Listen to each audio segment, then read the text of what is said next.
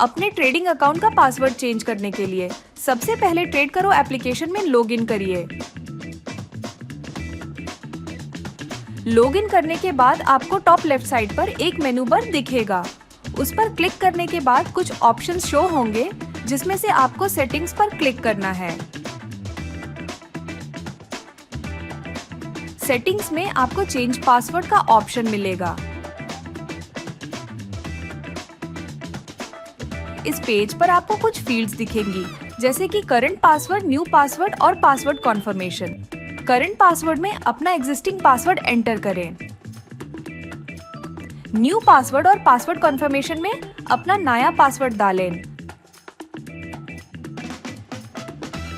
उसके बाद change password के ऑप्शन पर क्लिक करेंगे तो आपका पासवर्ड सक्सेसफुली चेंज हो जाएगा।